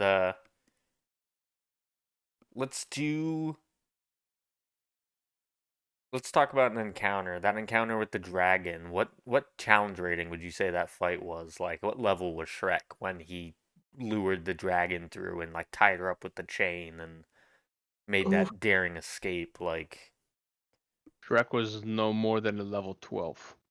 yeah. would you say that dragon's like a mature adult dragon, or would you say she was like Probably like a just young adult. young Yeah. adult? Okay, so yeah, CR12 wouldn't be so bad. He definitely made very, very good int check, or that player just made good use of their surroundings Oh, with the a few rabbit. nat 20s getting out of that fucking castle with the princess on his shoulder and Donkey under his arm. Donk. Uh, but as he was escaping, that little slide when he took that ledge to the crotch, how much damage did he take? That was a lot of fall damage. Straight to the groin. How many D6s or D8s? What are we thinking? I'd probably put 76s. I was gonna say 5d6. Uh, I know you're a woman, but that hurts a lot. So That's a lot. more You got to add 2 more for the. About myself. for the pain and suffering that every guy Can I gets when have he the sees that scene. ball? Sorry, guys. Sorry. I don't know. Yeah, I don't know if you can equate a sack kick to a cunt punt. I don't know if you could. Yeah, that's my pass. I didn't think about it. Hank, you have been kicked in the testicles. Um. So Oh yeah, that was talk about like a tabletop Shrek edition. Last was Avengers. This time was Shrek. I feel like we're running the gamut. my God. Um. Let's do a few more topics before we call it. Um. This one could be fun. We'll go up the board. Jaime, if you could play with any celebrity, who would it be and why? Uh, Tabletop I with would play with any celebrity. Joe Manganiello. Yep, Oh, so good. that's a really fucking good answer. He's one of my heroes. Me too. Ever since he made that meme with MJF from Yeah, AEW wrestling when he's like, I I don't play do. Dungeons and Dragons. He's like, I do. And he's all ripped on the cover of like Maxim. Yeah, and it goes to show, dude, you don't have to be a full nerd like some of us are No, to enjoy the game. You can be big fucking ripped dude and still enjoy the game. And I like the fact how he's like a big advocate for it. Also, yeah, he this guy like got his own like clothing brand, like jewelry and everything, and it's all D&D related. if I'm not if I'm remembering correctly, he got Gary Gygax's set of dice. I think he Ooh, inherited Gygax's that's original wooden fucking dice. dope. I think I remember hearing that somewhere. I could be wrong. Somebody can correct me if I'm wrong. That would be cool. Um, that's a really fucking good answer. Chanel, who would you play with? I don't know why, but Jason Statham, because I think he's super cool. Ooh, that's a cool one. And I would want to see what character he builds.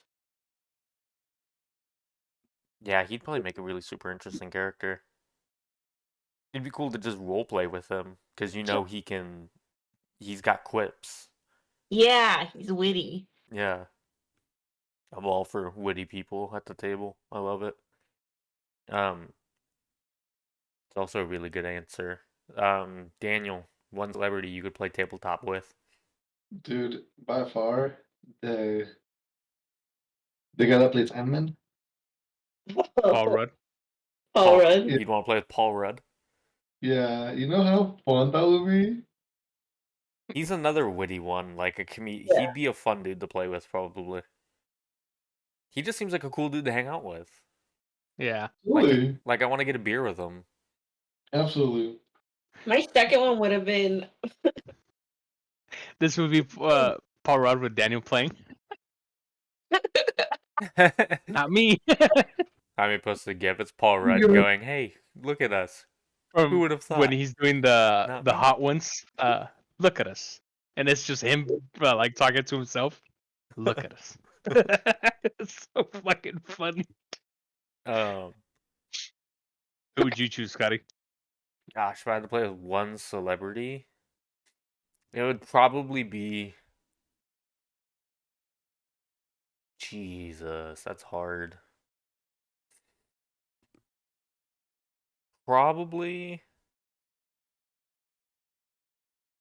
Probably somebody like George Lucas or George Tolkien. Ooh. I think Tolkien would have been an amazing dungeon master. I think playing with him would have been fucking amazing. A guy that writes up his own language and hands it out as a pamphlet. He's like, "Here's Elven." It's like, holy fuck. I mean, dude, like, defined a genre.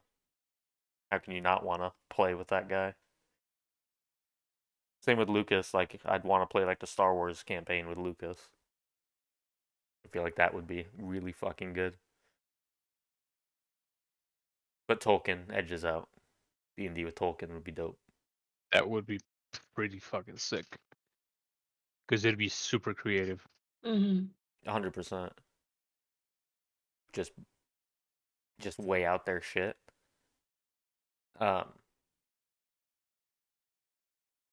Runner-up answer would have been Robin Williams. Mine would have been Seth Rogen for some other reason. I don't know. I rolled a 20. Oh, I just think it would be really fun. He would be. He would be pretty fun. He'd pass the blunt around too, so Yeah. keep the table all. I probably wouldn't remember much of that session, but I think it would be fun. Still, imagine playing with Snoop Dogg. I could imagine playing with Snoop You're Dogg. right. Snoop would be cool too. I feel like he would game. I feel like he would get really into it. Yeah, dude. Yeah, not player.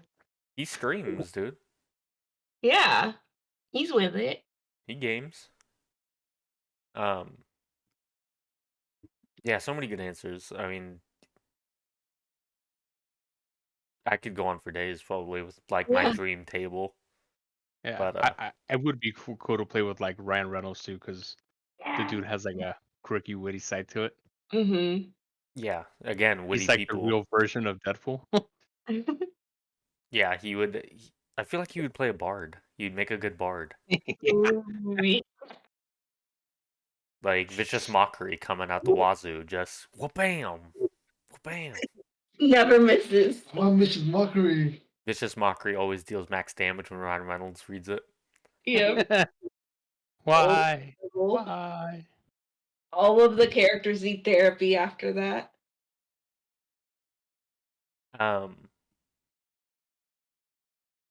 Let's do our second to last topic. We'll do two more. You have to lose the class forever. Slash your least favorite class, starting with you, Jaime. Least favorite class, one you could lose forever and be like, I don't care. Wasn't gonna play it anyway. A class that I wouldn't play. Yep. I would probably say a rogue. Why not? It sounds cool, but I don't think it sounds like interesting enough for me to play. You know, That's just my personal opinion. Yeah. I get what you mean, though. That's an interesting answer. I wouldn't have thought rogue. Um, least favorite class, one you could do without. What Bard. one? Bard? Yes. I just there's so many other more interesting classes to me. And just I think my personality itself also wouldn't allow I do better as other classes than a bard. I can see that. The third edition rulebook actually says for a party of 4, a bard makes a good fifth. It's like you already got the basics covered. Why not just toss a bard in? I guess. My cousin always got a kick out of that. The way it just worded it, it's just like downplayed the bard. Like, don't even play one. Daniel, least favorite class, one you could do without. I think Paladin. Ooh, Paladin, how dare you? controversial as That is heck, very buddy. controversial. That hurts. That is very controversial. They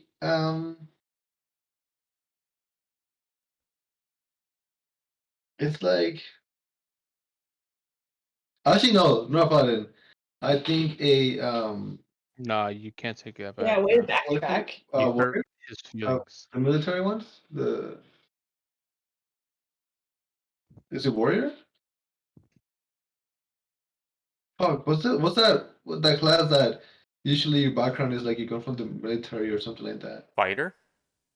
Huh? Fighter?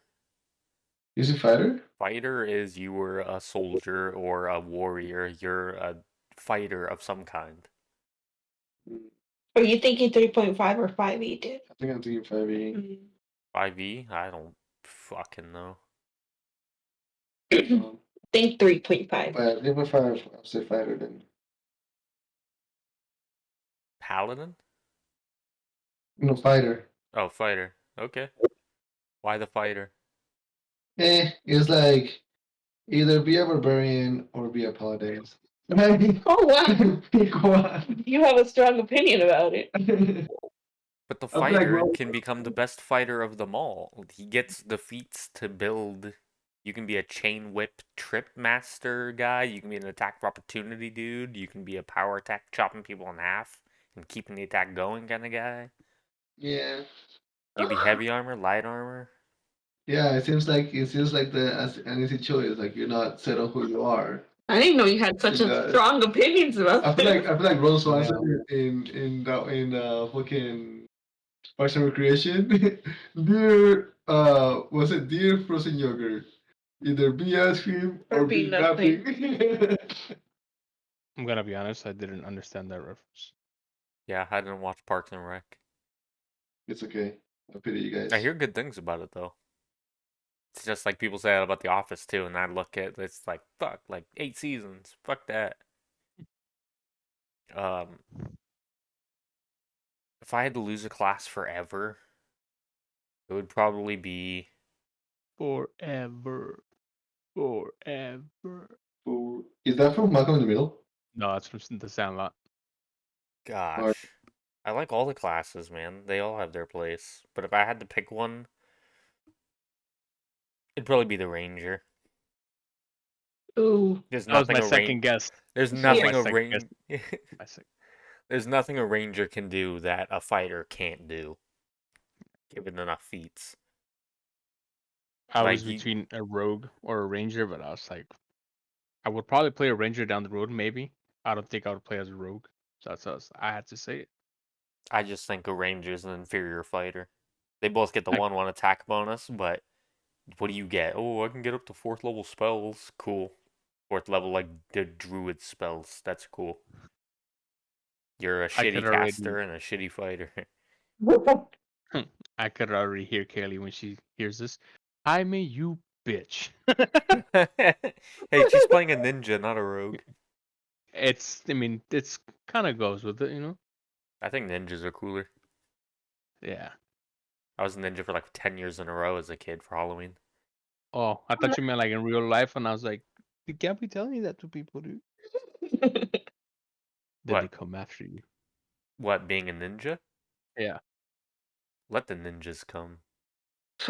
I have a claymore in my room. I'll And right chop now their little swords in you half. you hear Scotty's like sound get cut, and then Scotty Yeah. you hear in the back. I just get garroted. Just Yeah. um There's no more podcasts after this one. yeah, rip It's in like peace me. What were you gonna say, Jaime? You okay? He's laughing too fucking hard. I just pictured. Are you well, my brother? He's I picturing just me pictured. dying and he's laughing. I just pictured you like having the video as you're recording, and you see like the wall get closer to you, and then somebody opens their eyes and you just go. This game muffled. Somebody was in your room the whole entire time. I just get taken out by a fucking assassin. Oh man, I'm crying right now. Oh Good, man. I'm glad I can provide you with some laugh. Um, and the final topic before we call it, how big of a table is too big? How many players before it becomes a detriment? Oof. Um, And counting the DM. No, the DM doesn't count. The DM's not a player. How many I I should reiterate, how many PCs? How many players? I think anything after 8 is too much. I think 8 is it's sizable, decent party. Anything after that, it's like you'd probably be having too many people of the same class, which I mean you probably have that in um the same party. But I think after that, it would just take too long in turns, hard to keep track of, and I think it'd just be not fun for everybody. If I'm being honest. That's a lot. I would say more than 6. I'd say 4 to 6 is the sweet spot. I think 4 ideal, 6 is the max. Anything more than that, and it's just you start losing people in the shuffle. Yeah. Um, Chanel and Daniel. I'd say anything more than 7 is too much. I think 7 will be like a sweet spot. 6 and 7 will be sweet. 8 is like maybe you're pushing it too much. Mm-hmm. And that's from personal experience too. Like we had a campaign once, and it was like a lot of us, and it was a little too much at times. Yeah, there was a lot. I was juggling a lot of balls at that time. Yeah, it Nah, was fun, but at the same time, it's like even as a character, you're like, oh fuck, like it's a lot to keep track of in your head. yeah, a lot of names, a lot of stories to remember. Mm-hmm. Daniel, you're awfully quiet. How big of a table's too big? I agree. I think it's 7 or 8. Really, you guys are high, man. Well, there's 6 of us currently, right, for CERN playing, so what's one more? If it's just a straw that breaks the camel's back, I just die. Oh no! Yeah.